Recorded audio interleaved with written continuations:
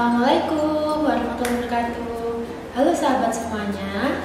Nah, jadi hari ini kita akan belajar bersama-sama bagaimana cara melakukan konseling untuk persiapan kesehatan pranikah atau sebelum nikah. Nah, seperti yang kita ketahui, kalau pasangan-pasangan yang akan menikah, yang dipersiapkan hanyalah catering, souvenir, dekorasi, dan lain sebagainya. Padahal persiapan kesehatan ini sangat penting sekali dilakukan sebelum masa nikah. Karena apa? Karena nikah itu merupakan awal dari kehamilan, persalinan, dan lahirnya seorang generasi baru di keluarga. Nah, selain itu, kenapa kok penting sekali kita melakukan screening kesehatan pranikah? Jadi masalah-masalah di rumah tangga itu sebagian besar disebabkan karena adanya masalah kesehatan atau gangguan kesehatan yang belum diketahui ketika saat sebelum menikah.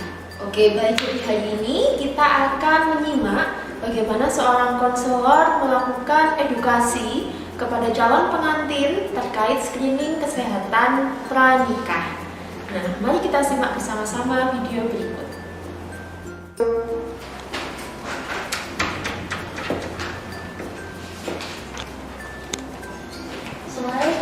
Waalaikumsalam. Selamat pagi, Mbak. Selamat pagi. Oke, dengan Mbak siapa? Ada yang bisa saya bantu, Mbak?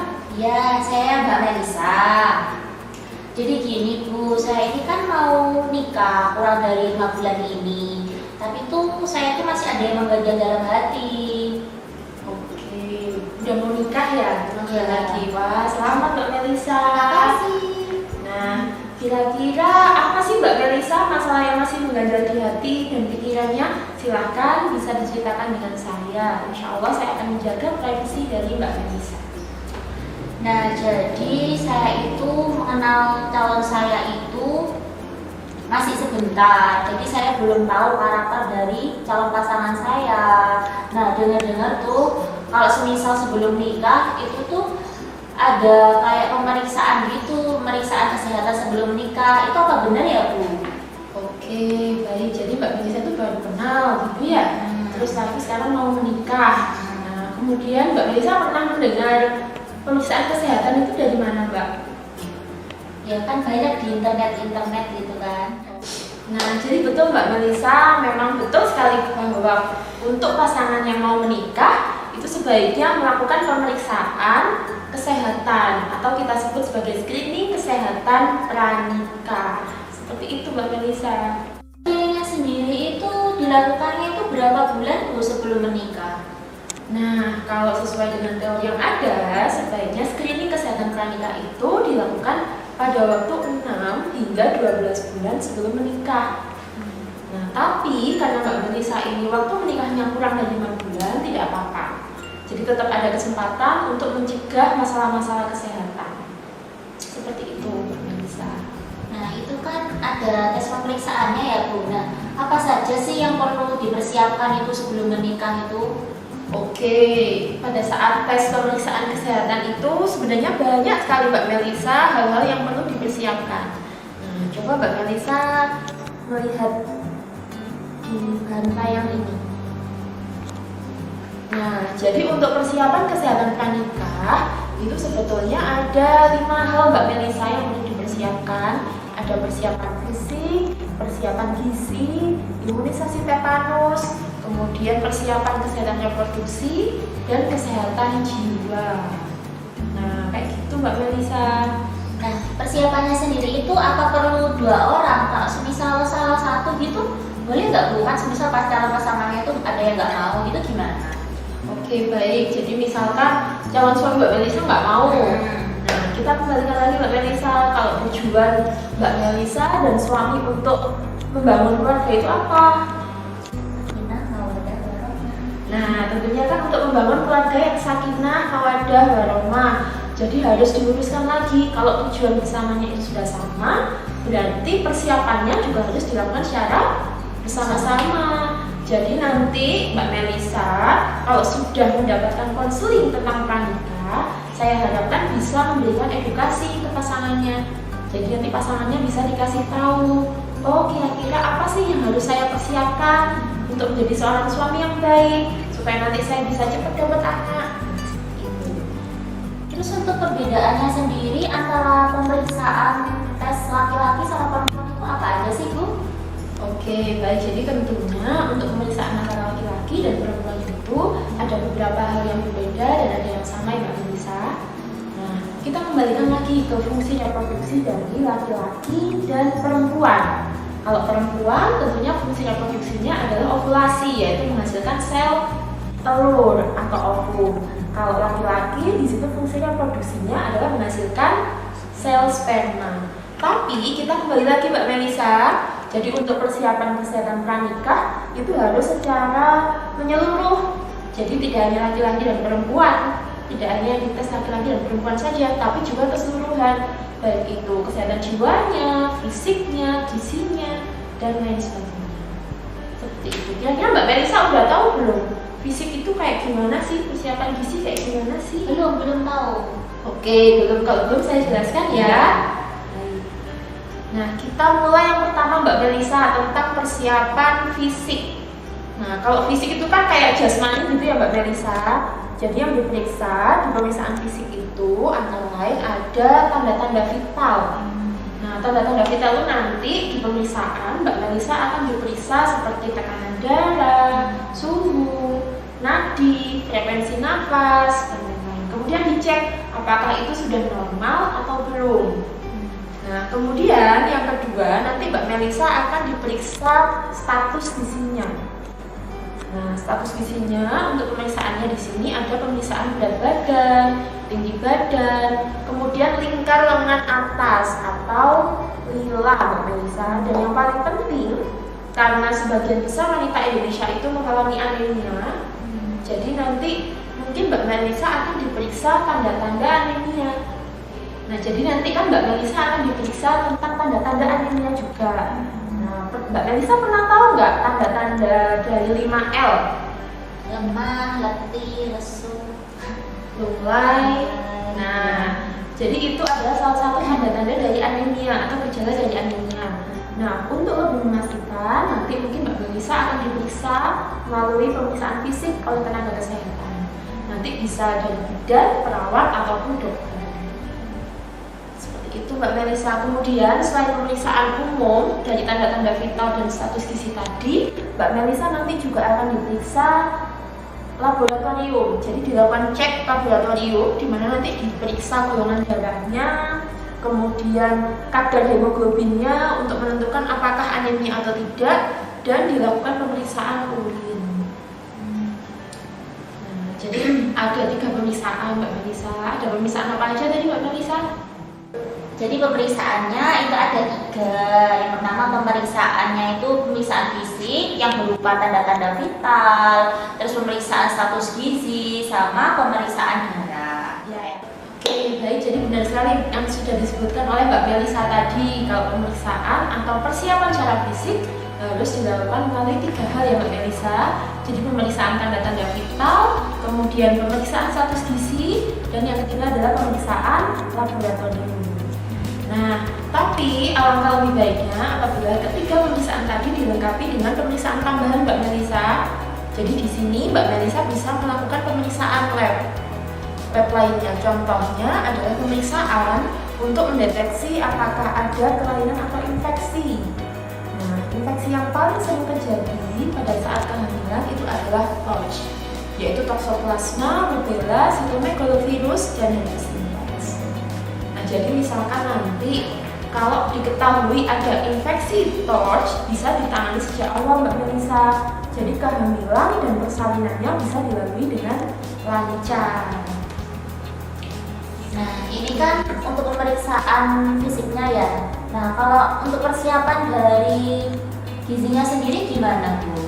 Oke, baik. Jadi kalau pemeriksaan fisiknya sudah ya. Jadi melalui pemeriksaan-pemeriksaan tanda vital dan lain sebagainya. Nah, sekarang kita masuk ke persiapan gizi. Kira-kira selama ini Mbak Melisa gimana? Terkait gizi, apa sih yang sudah diketahui tentang gizi?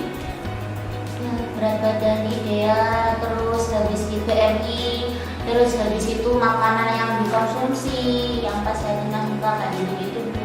Oke, betul sekali Mbak Melisa. Jadi untuk persiapan gizi gizinya tentunya kita tetap menerapkan gizi sehat seimbang.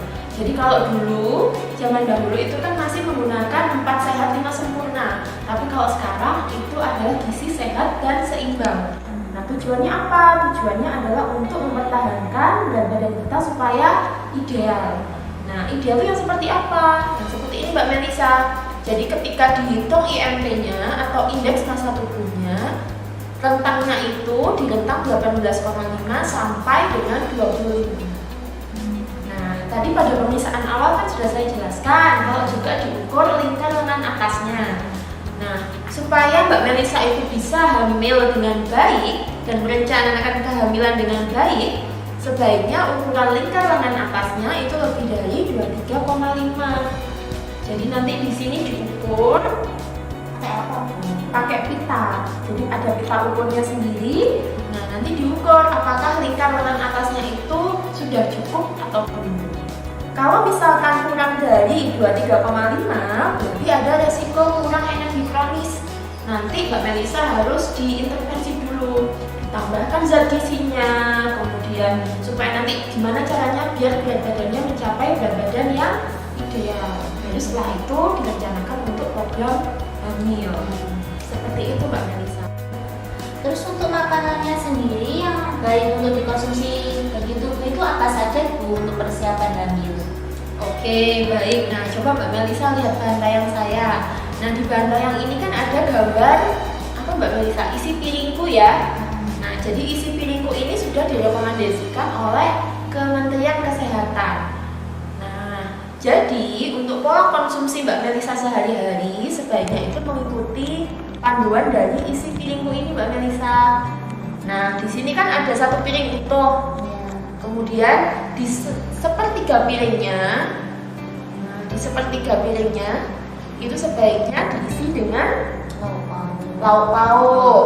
Kemudian sepertiganya lagi adalah buah-buahan.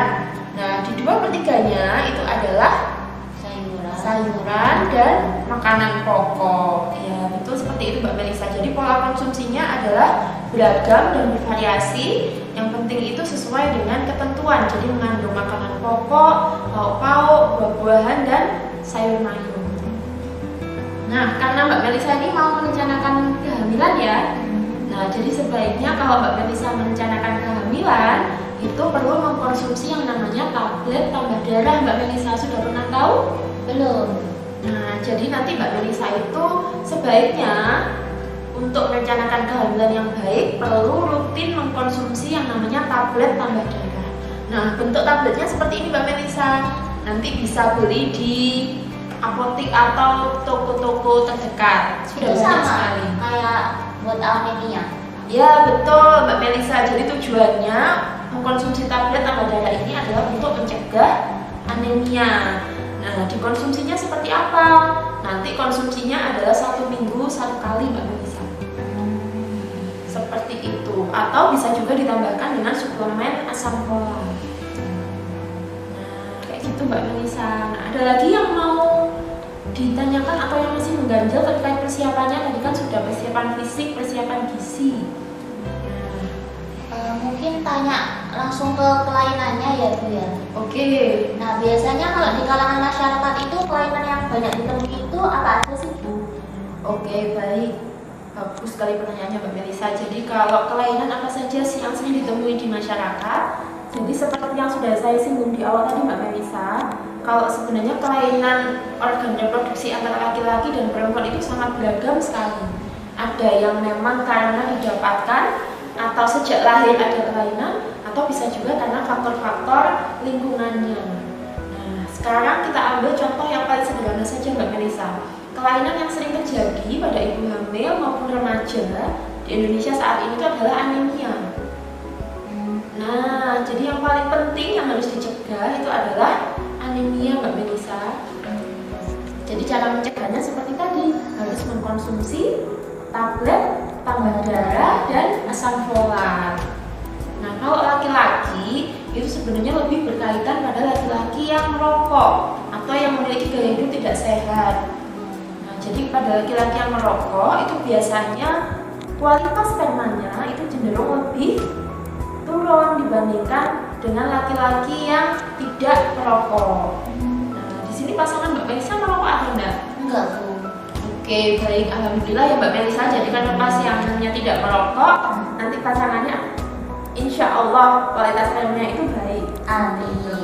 Nah, nanti untuk memastikan perlu dilakukan cek lab tadi Mbak Melisa. Jadi kalau Mbak Melisa bisa dilakukan cek lab dengan USG atau ke dokter kandungan, nanti pihak laki-lakinya bisa dilakukan pemeriksaan analisis sperma. Seperti itu Mbak Melisa. Terus semisal ya Bu, kalau semisal udah ada terjadi anemia, terus semisal pasiennya itu calonnya itu merokok, itu solusinya gimana Bu? Oke, misalkan sudah terjadi anemia ketika nanti Mbak Melisa tes, kemudian laki-lakinya itu perokok. Nah, karena sudah tahu sejak awal, nah berarti harus ada intervensi. Nah, yang berhak untuk mengintervensi itu adalah tenaga kesehatan Mbak Melisa. Jadi kalau saya sebagai konselor, di sini saya tidak berhak untuk memberikan intervensi apapun. Nanti coba Mbak Melisa konsultasi baik dengan dokter maupun dokter spesialis kandungan. Nah, nanti di situ mungkin disarankan untuk pemeriksaan lanjutan maupun untuk konsumsi suplemen atau tablet atau perbaikan gaya hidup. Seperti itu, Mbak Melisa. Nah, kemudian apa lagi Mbak Melisa yang perlu ditanyakan? Sebenarnya sudah cukup. Nah, gimana Mbak Melisa setelah saya memberikan penjelasan tentang persiapan kesehatan pranikah tadi, kira-kira masih ada hal yang kurang pas atau kurang jelas yang dirasakan oleh Mbak Melisa? Sepertinya sudah cukup ya Bu ya, mulai ada pencerahan sebelum menikah. Oke, nah saya konfirmasikan lagi ya Mbak Melisa. Tadi untuk persiapannya itu kan ada persiapan fisik, kemudian persiapan gizi. Nah, kira-kira Mbak Melisa masih ingat nggak persiapan fisiknya itu apa aja sih sebetulnya? Pemeriksaan fisiknya itu berupa pemeriksaan tanda-tanda vital, terus pemeriksaan status gizi, sama pemeriksaan darah. Sedangkan untuk persiapan gizinya itu jadi harus tahu BMI yang ideal itu seperti apa, terus kebutuhan makanannya yang sehat itu seperti apa gitu. Oke, baik. Alhamdulillah. Jadi setelah penjelasan saya tadi, Mbak Melisa sudah bisa paham ya tentang apa saja persiapan pranikah itu. Nah, semoga hal yang saya jelaskan tadi bisa membantu persiapan Mbak Melisa untuk menikah. Nah, nanti kalau misalkan ada hal yang kurang jelas, Mbak Melisa bisa menghubungi saya lagi. Oke, mungkin itu saja ya Bu ya. Terima kasih atas konselingnya hari ini. Saya pamit dulu ya Bu. Terima kasih. Terima kasih Mbak Melisa.